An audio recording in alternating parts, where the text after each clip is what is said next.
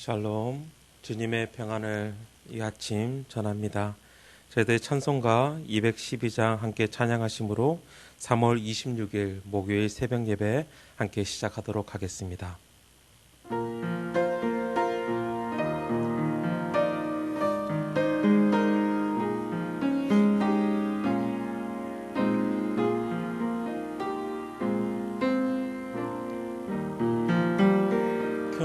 겸손히 주를 섬길 때 괴로운 일이 많으나 그 주여 내게 힘 주사 잘 감당하게 하소서. 인자한 말을 가지고 사람을 감화시키며 갈 길을 잃은 무리를 잘 인도하게 하소서. 그 주의 귀한 인내를 깨달게 하시며 굳건한 믿음 주셔서 늘 승리하게 하소서. 장래의 영광 비추사 소망이 되게 하시며 그 주와 함께 살면서 참 평강 얻게 하소서. 아멘.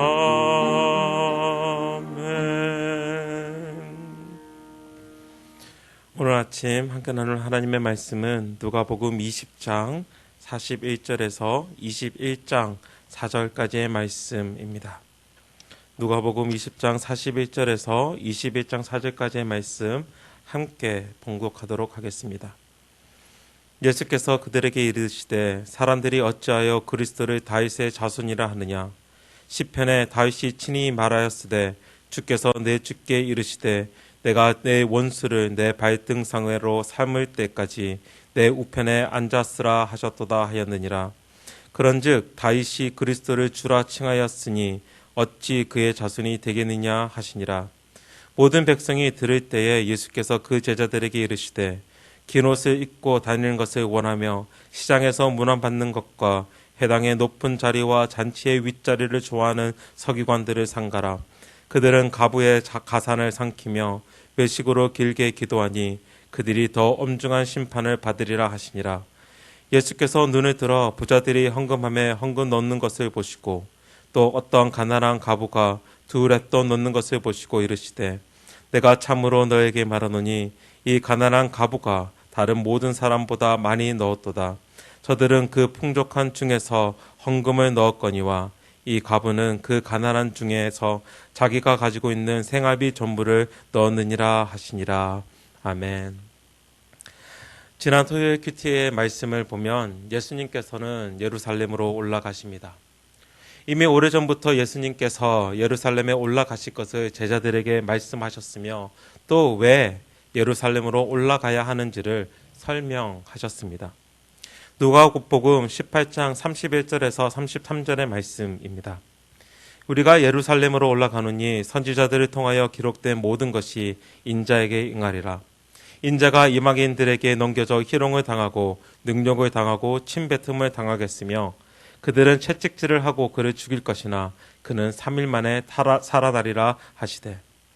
예수님께서는 이미 선포된 구약의 말씀 바로 선지자의 그 선포를 이루시기 위해서 예루살렘으로 올라가시는데, 그 이루심은 바로 죽음과 부활로 이루어질 것을 말씀하신 것이며, 또한 그것을 이루시기 위해 지금 예루살렘으로 올라가신 것입니다. 하지만 예수님을 향한 사람들의 바램과 생각은 그렇지 않았습니다. 예수님께서 예루살렘으로 올라가신 것은 이제 메시아로서 무엇인가를 이루기를, 로마로부터의 해방과 구원을 이루는 메시아로서 사람들은 기대하고 있었던 것입니다. 그렇게 나귀를 타고 예루살렘으로 들어가시는 그 장면은 마치 왕이 등장하는 것과 그리고 왕이 행렬하는 그 퍼레이드를 우리는 상상하게 됩니다. 그리고 예수님은 그 다음날 성전에 들어가셨습니다. 그 성전은 난리법석이었습니다. 제사에 쓰여질 동물들을 사고 팔고 있었으며, 외국에서 오는 자들을 위해 환전 장소들이 그곳을 차지하고 있었기 때문입니다. 예수님께서는 어떻게 보면 분노에 차서 성전에서 장사하는 자들을 내어 쫓으십니다. 이 말씀에 대하여 많은 해석이 있습니다. 하지만 저는 심판과 회복의 관점에서 이 말씀을 해석해 봅니다. 그들이 장사를 했던 곳은 이방인의 뜰이란 곳이었으며, 이 곳이 만들어진 원래의 목적은 이방인들이 성전에 들어올 수 없기 때문에 성전에 들어오지 못한다는 것은 하나님을 만나지 못한다라는 것인데, 이곳에서 바로 이방인의 뜰에서 바로 하나님을 만날 수 있도록, 이방인들이 성전에 들어오지는 못하지만 하나님께 기도하기 위해서 만들어진 장소가 이 이방인의 뜰이었습니다. 그렇지만 이곳에 돈을 바꾸고 장사할 수 있도록 성전의 관리자였던 제사장들이 허락을 합니다. 사실 먼 곳에서 올라오는 사람들에게 필요한 장소였습니다. 그들은 재물을 가져올 수 없는 그런 상황이었기 때문에 그들은 그곳에서 재물을 사서 하나님께 온전한 예배를 드리고 싶어 하는 것이 사람들의 마음이었고, 또한 그것들이 또 필요했습니다. 그렇지만 왜 굳이 이방인의 뜰에서? 그래서 그렇기에 예수님께서 이곳을 심판하시듯 상을 엎으십니다. 그리고 장사하는 자들을 내어 쫓습니다. 그리고 이렇게 말씀하십니다. 내 집은 기도하는 집이라. 하지만 다른 복음서에서 보면 한 단어가 더 들어가 있습니다. 내 집은 만민이 기도하는 집이라. 만민, all nations, 모든 이들이 기도하는 곳, 모든 이들이 하나님을 만나는 곳이 성전이라고 말씀하시면서 바로 성전 존재의 기능을 회복하시는 그 말씀을 이 본문에서 하고 계시다라는 것입니다. 그리고 예수님께서는 그 다음날 다시 성전에 올라가십니다. 그리고 그곳에서 성전의 리더들과 하나님의 말씀을 가지고 논쟁을 가지십니다. 그들은 예수님께 당신이 어떠한 권세로 이렇게 행하는지, 이렇게 가르치는지 질문합니다. 그들이 이렇게 질문하는 이유는 그들이 당시 권세를 가진 자로서 자신의 권세를 지키기 위해, 좀 더 쉬운 말로 하면 자기의 밥그릇을 챙기기 위해 이런 질문을 예수님께 던진 것입니다. 예수님께 곤란한 질문을 던져서 그가 대답을 하지 못할 때에 예수님의 권위를 떨어뜨림으로써 자신의 권세를 나타낼 수 있기 때문입니다. 그렇기에 예수님의 말씀에 책을 잡으려 했습니다. 바리새인들과 헤롯 왕은 세금의 문제로 질문을 합니다. 이후 사두개인들은 부활에 대한 질문을 합니다. 그리고 누가복음에서는 나타나지 않았지만 서기관들, 성경 전문가들, 율법을 공부하고 또한 가르치는 자들이 나와서 첫째 되는 율법, 첫째 되는 계명이 무엇인지 예수님께 질문을 합니다.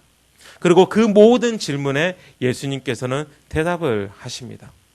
이렇게 논쟁을 가지는 이유 또한 예수님의 관점에서는 성전 정화의 사건과 같이 원래의 목적에 대한 회복을 선포하는, 어떻게 보면 성경을 올바르게 선포하고 회복을 하기 위한 것이었지만, 성전 리더들의 마음은 예수님의 말에 꼬투리, 책을 잡아서 그를 잡아 죽이기 위함이었습니다.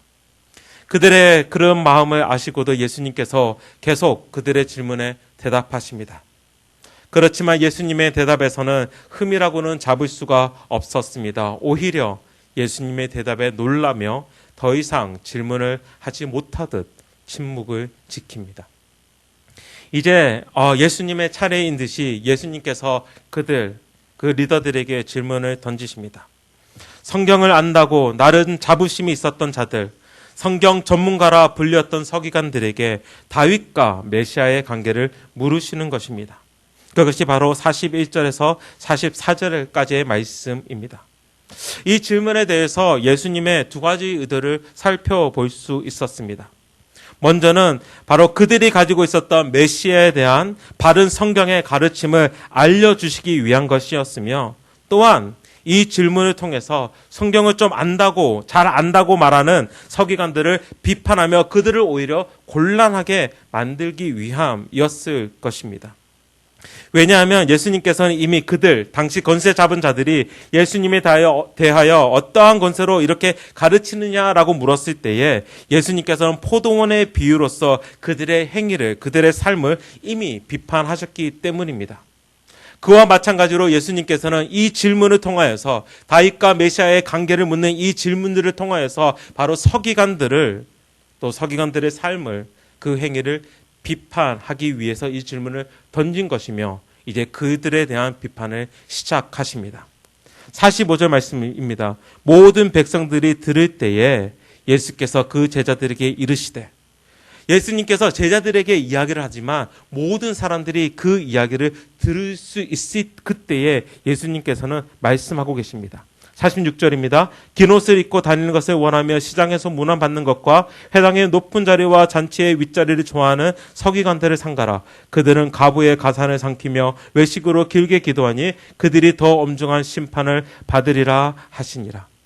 서기관들은 생사가 있을 때에 긴 옷을 입고 자신을 과시했습니다. 바리새인파에 속해 있었던 서기관들은 율법 교사로서 자기 권위와 우월의 표현으로서 어떻게 보면 이 긴 옷을 입고 다닌 것입니다. 그들은 또한 사람들의 칭찬과 인사를 즐겼습니다. 그들은 기도로 자기의 기도를 자기 과시 수단으로 사용하였습니다. 그들의 외형은 경건하며 사람들의 존경을 받았고 말씀에 종통하였습니다. 그러나 그들의 속 마음은 세상의 부요와 사람들의 인기로 자기의 가치를 높이는데 사용한 것입니다. 하나님과 이웃에 대한 사랑은 찾아볼 수 없었고 그들의 종교 행위 뒤에는 세상에 대한 탐욕이 있었습니다. 그 관점 가운데서 오늘 가부의 두렵던 이야기가 시작됩니다. 그리고 이 관점 가운데서 이 가부의 두렵던 이야기를 이해했으면 좋겠습니다. 보통 이 가부의 두렵던 이야기를 하면서 헌금 이야기를 많이 합니다. 그렇지만 오늘 이야기는 서기관들의 탐욕을 보여주는 사건이었습니다.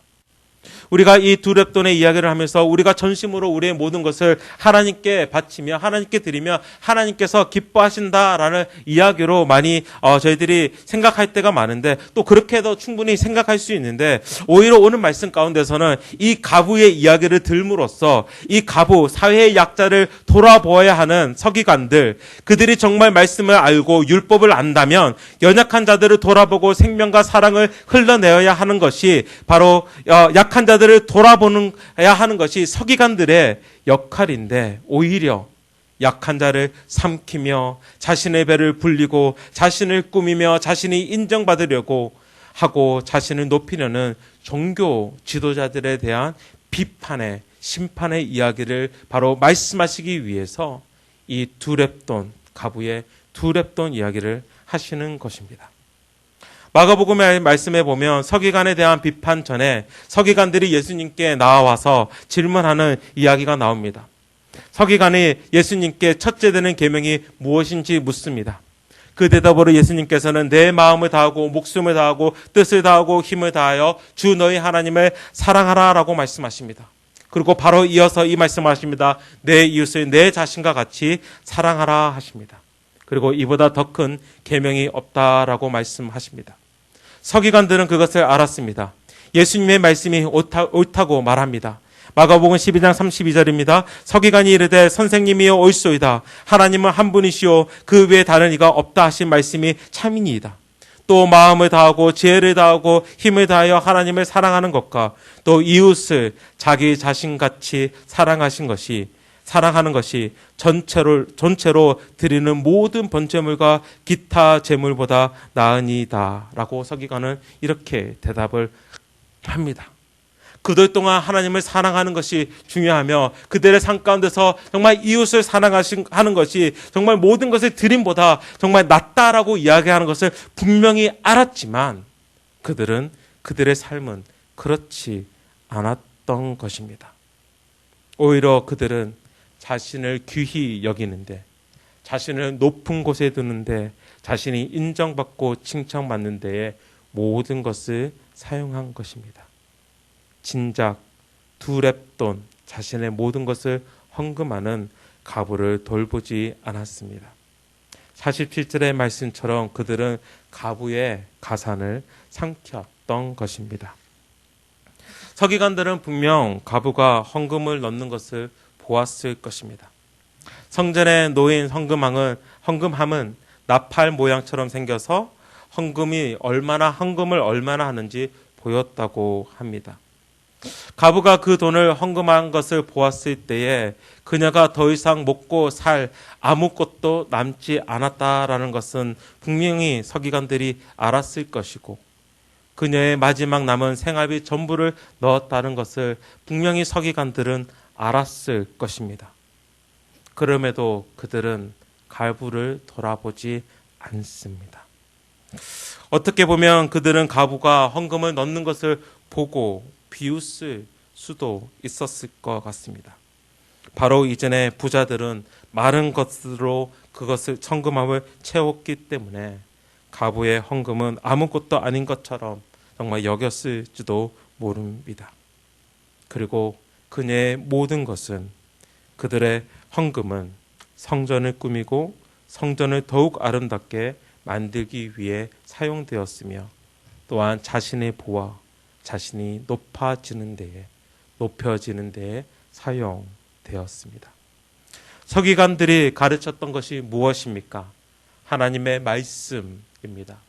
율법입니다. 그런데 율법은 무엇입니까? 율법은 생명을 주는 것이고 삶을 주는 것이고 그리고 사랑을 흘러내는 것이 율법입니다. 주위의 이웃을 돌아보고 그들에게 사랑을 흘러내어서 생명을 주는 것이 바로 율법, 하나님의 말씀입니다. 그렇지만 서기관들은 그것을 가르치지만 진작 자신은 그렇게 살지 않았던 것입니다. 그렇게 마태복음에서는 예수님께서는 서기관들에 대해서 이렇게 말씀하십니다. 그들의 말을 따르되 그들의 행위를 따르지 말라. 그들의 말, 하나님의 말씀을 따르되 그들의 행위, 외식적이고 자신을 높이려 하고 자기가 인정받으려 하고 자기를 꾸미고 자기의 배를 부르는데 그의 삶을 바쳤던 서기관들의 삶을 따르지 말고 하나님의 말씀, 오히려 사랑을 흘러내는데 그것을 따르라라고 말씀하신 것입니다. 어떤 교수님께서 이렇게 말씀하셨습니다. 신학이 이단인 게 이단인가? 삶이 이단인 게 이단인가? 하나님의 말씀을 해석하는 그 자체에서 그것이 이단이 될 수 있는가? 아니면 그 삶을 살아가지 못하는 것이 바로 이단인가라는 그런 질문인 것 같습니다. 그리고 우리는 이 질문에 또한 오늘 서기관들을 비판하시는 예수님을 보면서 우리 자신을 다시금 살펴봅니다. 우리는 왜 오늘의 삶을 살아가고 있습니까? 우리 존재의 이유가 무엇이고 또 왜 하나님께서는 우리에게 공동체를 허락하셨습니까? 혹시 나의 존재가 단지 내 자신이 높아지기 위해서, 내가 올라가기 위해서, 내가 인정받고 싶어서, 내 배를 불리기 위해서 오늘 하루를 사용하고 있지는 않습니까?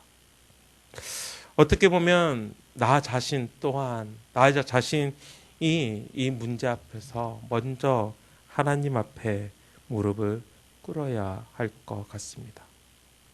내 자신의 삶을 먼저 살펴보면, 돌아보면 참 칭찬받는 것을 좋아합니다. 인정받는 것을 좋아하고 남보다 높은 곳에 올라가는 것을 더 좋아합니다. 말씀을 열심히 준비하면서 말씀을 묵상하는 그 이유도 어떻게 보면 이 말씀을 정확하게 올바르게 성도님들에게 전하고자 하는 나의 마음이 들어간 것이 아니라, 하나님의 사랑을 흘러내려고 하는 것이 아니라, 때로는 누구보다, 이상민 목사님보다, 한규성 목사님보다, 조광재 목사님보다 더 열심히 말씀을 전해야지 라는 그런 인정을 받기 위해서 더 노력하고 있는 나의 모습을 보기도 합니다. 참 부족한 것 같습니다. 그리고 오늘 말씀은 그런 나에게 다시금 내가 왜 존재하는지, 내가 왜 하나님의 말씀을 전하려고 하는지, 또한 내가 왜 오늘을 살아가야 하는지에 대한 그 목적을 다시금 보여줍니다. 오늘 하루를 살아가실 때에 다시금 나의 삶을 돌아보면서 오늘 말씀을 묵상하시면서 좀 더 하나님 앞에 나아가기를 원합니다. 내가 단지 오늘을 살아갈 때에, 내가 단지 오늘 삶을 살아가면서 남을 대할 때에 내 자신을 위한 삶을 살고 있는지, 아니면 정말 하나님의 말씀을 흘러내어서 생명을 살리는데, 사랑을 흘러보내는데 사용하고 있는지 한번 돌아보는 그런 하루가 되기를 원하며, 또한 온전히 하나님께서 우리를 만드신 그 존재의 이유를 정말 살아감으로써 결국은 생명을 낳고 정말 사랑을 흘러내므로써 오늘 삶 가운데에 오직 예수 그리스도의 그 모습만 정말 남으시기를 주님의 이름으로 축원합니다. 함께 기도하시겠습니다. 하나님 아버지, 이 시간 먼저 하나님 앞에 회개의 기도를 드립니다. 성경을 안다라고 이야기를 하며, 또한 성경을 알기에 하나님을 안다라고 자부심을 느끼며, 혹시 내가 그것을 내 자신을 높이기 위해, 내 자신을 드러내기 위해 사용하고 있지는 않았습니까? 하나님, 우리의 연약함을, 우리의 악한 죄악의 본성을 주께서 제하여 주시고, 다시금 원래의 존재의 이유로 회복하시는 예수 그리스도를 만남으로써 하나님께서 나를 이곳에 두신 이유를 잘 찾아 또한 오늘을 살아갈 수 있는, 결국은 오늘을 살아갈 때 하나님께서 우리를 만드신 그 존재의 이유인 생명을 낳고 또한 사랑을 흘러보내는, 또한 우리의 오늘 삶이 될 수 있도록 주께서 인도하여 주시옵소서. 오직 주의 사랑만이, 주께서 주시는 그 생명만이 나의 삶을 통해 남을 수 있도록 주께서 이끌어 주시옵소서. 이 모든 말씀 예수님 이름으로 기도합니다. 아멘. 하늘에 계신 우리 아버지여, 이름이 거룩히 여김을 받으시오며 나라의 임하옵시며 뜻이 하늘에서 이룬 것 같이 땅에서도 이루어지이다. 오늘날 우리에게 일용할 양식을 주옵시고, 우리가 우리에게 죄전자를 사하여 준 것 같이 우리 죄를 사하여 주옵시고, 우리를 시험에 들게 하지 마옵시고 다만 악에서 구하옵소서. 대개 나라와 권세와 영광이 아버지께 영원히 있사옵나이다. 아멘. 우리 이 시간 함께 기도하실 때에 말씀에 내 자신을 비추어서 혹시 내 자신이 나만을 위한 삶을 살았는지를 한번 돌아보면서 한번 그 회개의 기도로 나아가기를 원합니다. 그리고 그 기도 가운데서 하나님, 오늘 내 삶을 살아갈 때에 나의 자신을 높이는, 내가 인정받는, 내가 칭찬받는 나의 어떠한 것을 채우기 위한 삶이 아닌 하나님의 그 생명을 흘러내는, 정말 그 사랑을 흘러내는 정말 오늘 나의 삶이 될 수 있도록 함께 기도했으면 좋겠고요. 또한 계속해서 우리 코로나 사태를 위해서 함께 기도하실 때에 하나님 정말 우리나라와 또한 전 세계를 불쌍히 여겨주셔서 정말 이 코로나가 속히 정말 멈출 수 있도록 주께서 역사하여 주시고, 정말 그때까지 우리가 정말 열심으로 주만 의지하며 또한 주께 기도하며 또한 주께 주님만 신뢰하며 나아갈 수 있도록 함께 기도하기를 원합니다. 또 특별히 코로나로 인해서 정말 많은 고통을 받고 있는 우리 교회 공동체와 교회 공동체를 위해서, 또한 이 전 세계에 퍼져 있는 그 아픈 자들을 위해서 우리 함께 기도하시며 함께 나아가도록 하겠습니다. 기도하시겠습니다.